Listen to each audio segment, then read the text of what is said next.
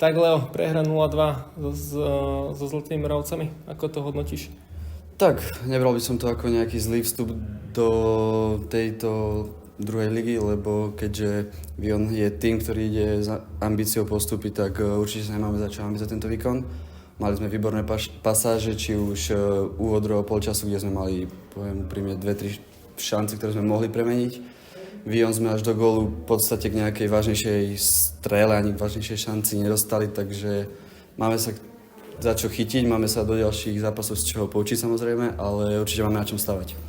Myslíš si, lebo naozaj sme boli vyrovnaní super, rozhodli skúsenosti na strane Viona, alebo to bolo naozaj o tom šťastí a o tom trochu, že sme im aj pomohli pri tých chybách, z ktorých následne dali góly?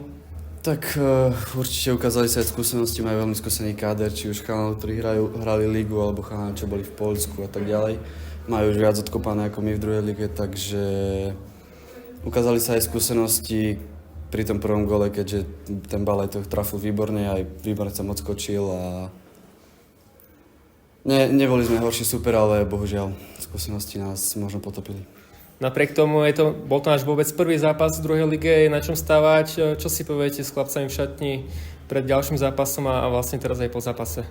Určite musím povedať, že je na čom stávať, keďže fakt bolo tam vidno aj z tréningu, že sme prenášali veci do zápasu. Vidno tam, že vieme, čo chceme hrať, že nie je to iba nejaké halabala. Vieme, čo chceme, vieme, kam chceme mieriť, do akých priestorov, z ktorých priestorov chceme finalizovať tie útoky a som rád, že sa prenášajú tieto veci z tréningu do zápasu. Aj dneska to bolo určite vidieť na ihrisku, podľa mňa. Tak vedeli sme, že Vion bude ťažký súper. Celý týždeň sme sa na nich pripravovali. Povedali sme si v kabíne, že budeme dodržovať nejaké veci. Proti takémuto súperovi musíme využiť aspoň jednu z tých šancí, čo sme mali a škoda ich. Myslím si, že máme sa za čo hanbiť za tento výkon. Najmä prvý polčas bol dosť vyrovnaný, mali sme tam aj šance. Aj napriek tomu nepremenili sme to, išli sme do druhého polčasu s remizovým výsledkom, nakoniec sa nám to vypomstilo, kedy sme dostali ten prvý gól nešťastný a potom aj tú červenú kartu následne druhý. Takže ako to vidíš? Tak ako som povedal, proti takémuto superovi musíme využiť aspoň jednu z tých šancí. Cez počas sme si povedali, keď to bolo na nulu, že už to uhráme. Je to škoda, za mňa sme mohli sme uhrať aspoň bod.